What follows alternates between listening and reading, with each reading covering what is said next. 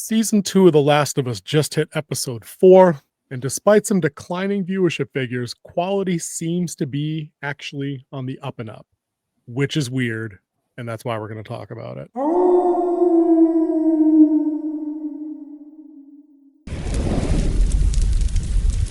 Dude, I bet you didn't think I was going to say nothing like that to open it, did you? That probably came as a bit of a surprise to you. Interesting take, I think.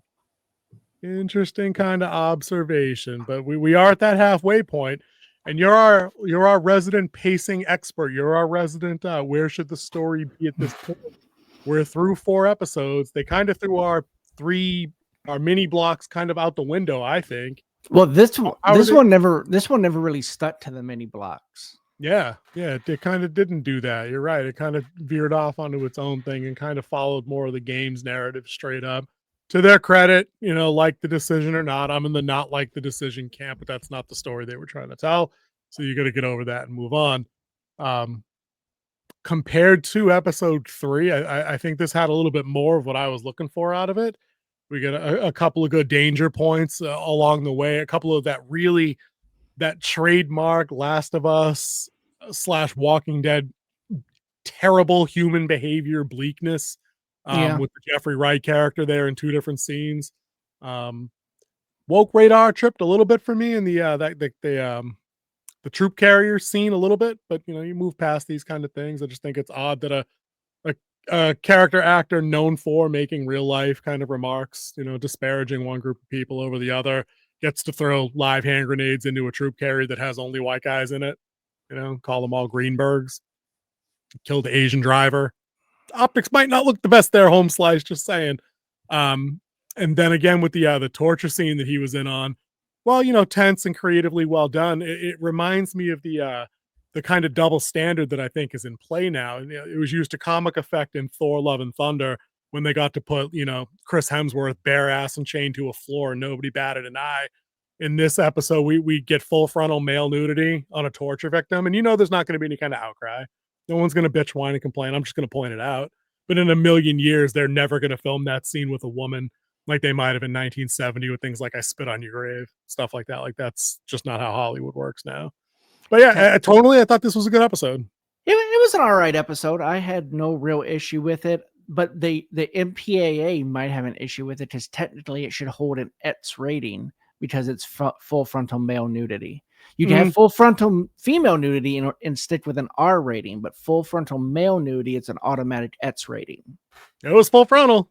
Yeah. I seen Dinger. There was Dinger. It was there. Not much. Maybe that guy's brave. Maybe it was cold.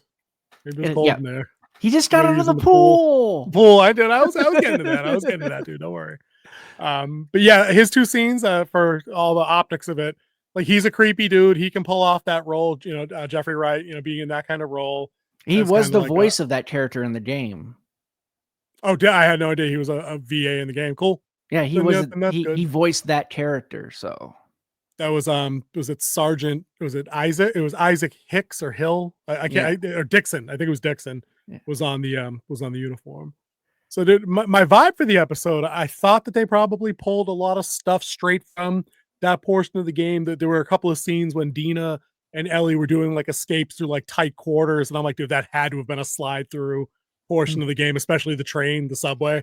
Yeah. I'm like, when they're running through and ending up in the subway station, that had to be lifted from the game because it looked like it felt like Last of Us gameplay. One of the things I am liking about this season is that no matter how safe you think you are, there's always more that's showing up somewhere. Because they thought Seattle was clear. They're like, this place is supposed to be empty, and all that huge horde came running through. So one of the things I liked is that they keep that tension going because it looks nice, pristine, no one around. Like, especially when you were with the Ellie and Dina.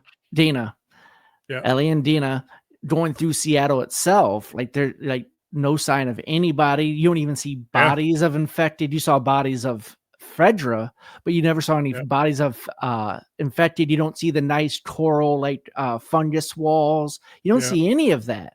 So it's like you think that this is a clean area because you have a military type presence, but no, they're all underground. And that was crazy. The next episode is going to be a huge change too. we'll get to that. Let's put a pin in that because I didn't watch the after again. I tried to get this done at work. Yeah, that's a good point on the on what this city looked like when they walked in, and everything's back to kind of overgrown. Even that tank they investigated had, was covered in like vegetation that it kind of like Mhm. reclaimed from the earth. And you're right, the Fedra bodies that they found were like desiccated skeletal remains, like down to like but like Mm. literally down to bone, like dry bone. Mhm. Nothing rotting, like that they had been there for like a hot minute there. So I mean, it made for the interesting visuals. And they recapture that kind of we need a word for it, but like they do that thing straight out of like the loading screens from the games where you get that surreal sunlit glow with greens and yellows. And this one it was the guitar scene Mhm. where Ellie's playing and again it looked like it's straight out of a game. It's like it's a blown out part of a wall that the sun's coming in from. And I'm like, that'd be the jump through. She'd have to knock the ladder down and crawl over into the other building kind of thing.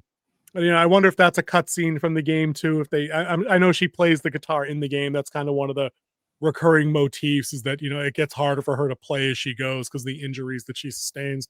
So I wonder if there was a cutscene that actually had Dina watching her play guitar. I'm sure there must have been. It seemed like it's on brand for like the love story that they're trying to build. They did say that they got it back, the rights to the Oh, okay. song back that was in the game, Oh, and okay. that she actually, Bella Ramsey Ella actually knows Ramsey. how yeah, she knows how to play the guitar, so she Huh. learned the song for the show.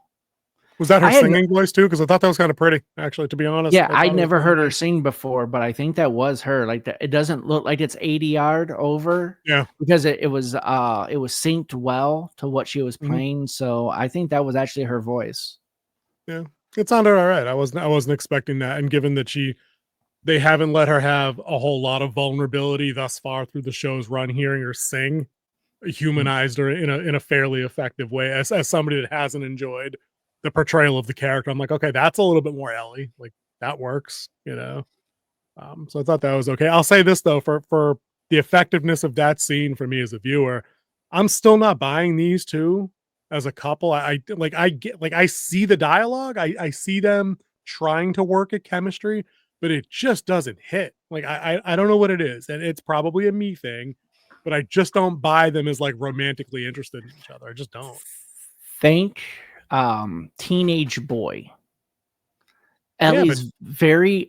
inexperienced. You did see by the way her body is, she's very inexperienced. So think that it's like a teenage boy trying to get with the girl who maybe's been on a few dates. I'm not saying Mhm. promiscuous. I'm just saying someone who's been in the Well, as we dating find realm. out, as we Yeah. find out. Yeah. Dude, I get that vibe, but I'm just saying the actors themselves still have to actually have on-screen chemistry to even make that sell. So even if she's going for the inexperienced, person in a relationship, these two in the other scenes need to have some kind of working chemistry. They just do. They get a little bit of that during the subway. Like you get genuine concern as they try to work together to escape, which was effective. And then of course she throws her arm for the body block, which was an effective move. I like that. Yeah. But I don't know, there's just When something you about have them no two as a pair. fear, it's like you have to do what you have to I do don't for that your still hurt. person. Dude, it still hurt though. Oh As, yeah, as we were damn. as we told her, you could still be ripped to pieces. Yeah. So getting bit on by for what the ninth time. It didn't Yeah. tickle.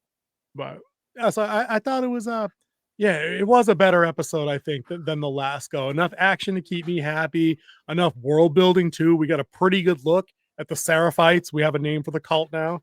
Yeah. The Seraphites and the wolves and how they work.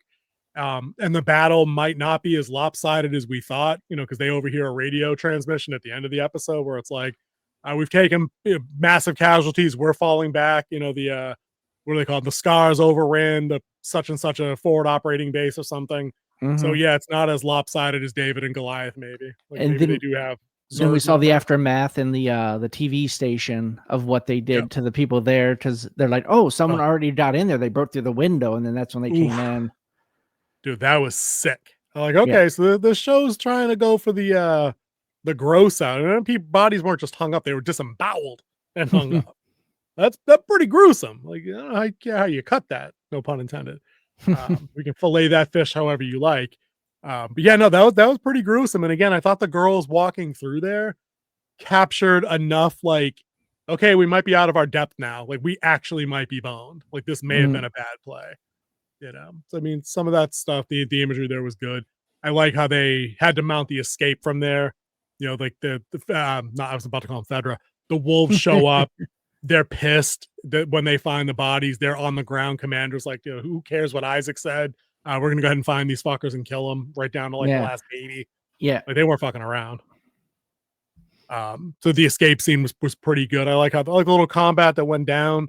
She didn't like Ellie didn't overpower and beat the crap out of like 5 dudes like Yelena like in Thunderbolts. She got the drop on him, tried to choke him out, and then had to shank him. I mean, okay, that works. That all tracks. And then shoot the glass out. Okay, like it's what you got to do. You're not going to run through the rest of the team. So I mean that's all good. Yeah, but it was always moving. It felt like the video game. It was always moving forward. Like the chase unfolded multiple times through multiple obstacles, which I thought was cool. Yeah, give me more of your thoughts on the middle sequence there, or anything else really, because I'm all over the place today. I can already feel it. Yeah, I think you had like 3 major points. You had Isaac, where you saw how he became the leader of the wolves, which I think that was just straight cold blooded, where he's like, "Are you you? Are you you?" And then he just walks over. He comes up like, "You step out." The one kid that objected or asked an innocent question, right? Yeah, and then he just goes and like, "Ba-doop, ba-doop," and then close the door. I was like, whoa, just cold blooded, like no emotion on his face, like either. He was just like, it was just like nonchalant. Yep.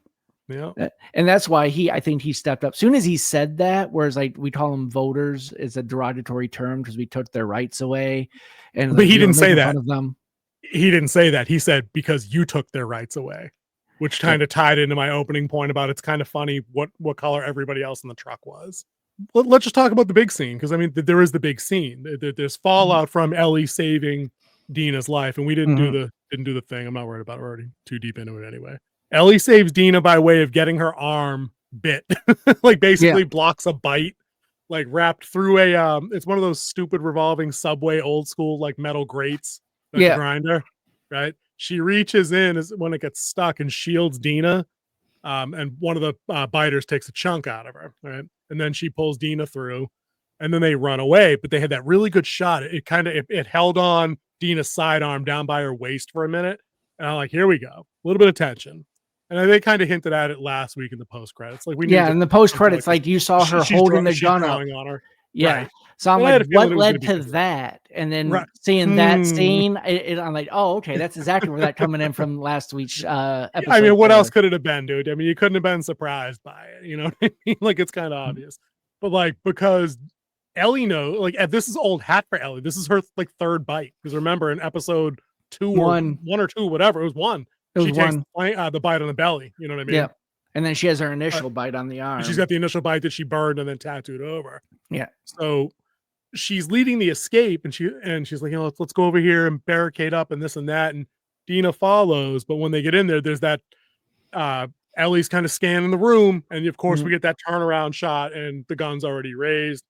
They have the big dramatic showdown, and it all falls apart from there after that. The whole thing fell apart for me in the last 10 minutes. A whole thing, because there was no, during that like pleading of what's going on situation, there was no, like, she didn't just say, I've been bitten 3 times. Like, look at the thing that I got on my belly from episode 1. I know, or even better, I should have told you before. It's something I didn't want anybody to know, because that was the whole thing of how Joel had to rescue me from the fire. Like anything, she could have just said anything, but they didn't. They're like, I'm gonna go over here and bandage up, and you're just gonna watch me for the night.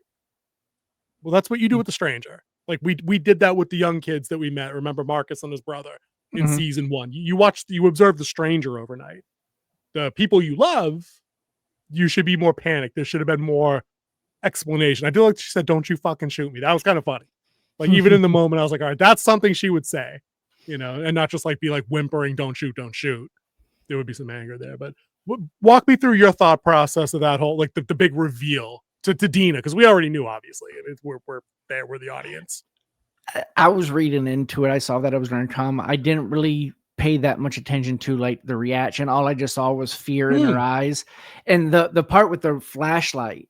Like honestly, I thought that was someone else there. Yeah. I thought like when she woke cut up, Dina out. when she woke up the next and day. she's like, Yeah. you just water on my face, and it was just holding the flashlight, no word. You couldn't see the person, so maybe I thought one of the wolves got there and like took her out, and then was watching, and then it's like they recognized her from kicking her in the stomach, like one of the band that killed Joel. One of the 5. There. Yeah. Yeah. Yep. So that's what I was waiting for. But I mean, they watched her overnight. She didn't change, and then Dina throws out, "I'm pregnant," and it's like, dude. And that's where it all fell apart, because I'm like, I know that's something. And again, it's from the game, right? So they didn't change anything from the game. I mean, they changed things from the game, but they really did keep their main beats. To that made to the like main story, right? And I'm like, I forgot about that. I knew that, and now I'm like, now I'm annoyed, especially with like the result of the episode being this woman chooses to go deeper into the lion's den at this point, knowing she's pregnant. Like what? Like how does this work? And even Ellie's like, you don't have to go. You can and should wait here. Yeah. And Super Dina over here, who's becoming kind of a Mary Sue, like emotionally anyway, I think. I don't know. No, together. I'm like, well, dude, you're not Iron Man and Captain America. Like, the fuck are you doing? Like this, you're not better for being pregnant to do this kind of thing, And it was so tonally abrupt. It was like a whiplash. I'm like, there's this big emotional beat about now she knows you're immune. You're not going to turn. You still know there's a horde of zombies like a block down. Yeah. Preggers. Okay. I guess we're just going to forget about the whole immunity thing. It's like, it's not important. There doesn't need to be any more resolution. We're on. And then Preggers leads into like their first sex scene for some reason. I guess that's a thing. So, I mean, it was a mess. It was during that is when I noticed the difference, whereas like the teenage boy, because Ellie went for the teenage boy move, the hand down the front of the pants type thing. Yeah, definitely. Where Dina, more experience, was like fully taking the belt off, stuff like that. Yeah. So inexperience versus experience. Just awkward, weird, out of place, tone deaf. It was doesn't make sense. It was a little bit of a clunky episode, even though I think the introduction of Isaac was really good, and then seeing how badass the cold open the cult could be, but everything else just kind of fell flat. Like I wasn't that interested. I watched it, paid attention as I could, and then it was just like, for me, it was peaks and valleys. The cold open was great. Might have been the best scene of the season, actually, for me. Like, because that was some cold-blooded shit, like you said, for all of my political gripes about it. It was still very well done. But everything else was like up and down. I like the imagery in Seattle. Like, I like them seeing glimpses of the world before, but then I'm like, this is a world that these girls grew up in, right? And even in this episode, they're trying to move quietly. When they open the tank hatch and she accidentally drops it, and it echoes for like 5 blocks, right? They're nervous. Dina gets off the horse, draws her gun, and she's all like looking around and shit. She might have already been down with that happening. Yeah, she was down. Like they're on high alert, right? But then they stumble into a fucking music store, and this chick starts playing on a drum kit, just hitting them snares and fucking working the pedal and shit. And then Dippy Doo's upstairs playing on an acoustic guitar, like singing. Noise discipline, people. I mean, like, it's gonna get you killed, and they know that. That's the best part. Like, they at this point are experienced in these actions, and they're like, we're just gonna do it because it's pretty that I'm playing guitar in front of like the skylight broken wall. So like, yeah, it was too back and forth for me, and then it gets good with the subway chase scene, which was pretty good, and the escape from the wolves and the grotesquerie of the hanging bodies. But then we get in the subway, and I'm like, who lit all the red flares in the subway? Like, that was a team. They didn't go in that way, did they? Yeah, they came from the other way, and then they lit a few, and then they threw them. Did they? I must have eye blinked through that, because I'm like, how long do these things last? Like, the road did they mark that? They didn't last for a while, but they don't last for like the 7 years that I figured. No, like they came in and lit them and threw them in. Yeah, okay. So they came in this way, and then the girls escaped. The girls came through the tunnel, because they even said go around to the other side. They came in there, and they got in there, and then they threw the road flares to light it up. at that point, I'm thinking to myself, she says, trust me, go through, will fit, they won't. I'm like, the barrel of this M4 gonna fit pretty easy though. Maybe just lay it in there, just hit them with the clack. Didn't do that. They were already gone, I guess. They're pretty spry for little people. But yeah, it was a little bit back and forth. And I didn't watch the post credit, the analysis and the interviews and all that stuff. Was it good this week and kind of setting up for next week? It was talking about like these are some of the biggest sets that they worked on with the subway, and that was actually what did they say that place was? I think it was like an old like sporting goods store that they turned into the subway or something like that. Oh wow, yeah, interesting. Art departments are crazy, and prop people they do not get enough. There. They don't get enough credit when they're good. They're really good. Yeah, of like how they change. Like we turned a horse track into an Baghdad airport for the first movie that I was in. Sick. Dude, you make do with what do. Necessity is the mother of inventions. We say that about budgets all the time. You get 500 million, you get an awful lot of dollars to make some stupid decisions and then redo things. If you have a $50,000 budget on an indie film, shit's got to count. Yeah. Because the first one I worked on was a huge, like it was in theaters. Everyone saw it. A lot of people didn't like it. All my scenes got cut from it. So I initially just hated it because all my scenes were cut. They did it to themselves, dude. Yep. As soon as they cut me, it was over. It was over. We're going to watch the rest of this show, but it seems like the story with Dina and Ellie isn't all that compelling. It's not really moving the needle for me interest wise. For me, it really is. I think the world building is the most enjoyable, interesting thing about this show now without Joel. And I think that's their problem is that they've committed to the path of no Joel to ride out adapting the story of the game. And I really think that when we get down to the end and we see some final numbers on the show, it's going to be kind of what my fear was leading in. Is that most of the people that didn't enjoy the game probably watch season 1 because that's the game they liked, but probably checked out for season 2. And now all the normies that got exposed to the show just for being the big show on HBO that haven't played the game, when you're minus your centrally located emotional heart anchor of the show in Joel, if he's not there and there is no ensemble cast around like the folks on Game of Thrones or Battlestar Galactica or whatever other big show you want to use, there's nothing here for people because these two, their bond, their central story, it's just not enough. And even threatening me with like love triangle. Oh, the three of us are having a baby. Oh wait, well we're having a baby, and I guess kind of Jesse. I'm like, wait, what? I'm gonna be a dad. Wait, what? Who? Bobbin? You're not doing yourselves any favor with that shit. You're not. It's going more into her transformation into Joel. Yeah, for sure. Yeah, and I think that's if it follows the game's plot arc. I mean, that's basically what happens is she has to make the same decisions that Joel and Abby made. So I guess we'll see what we get there.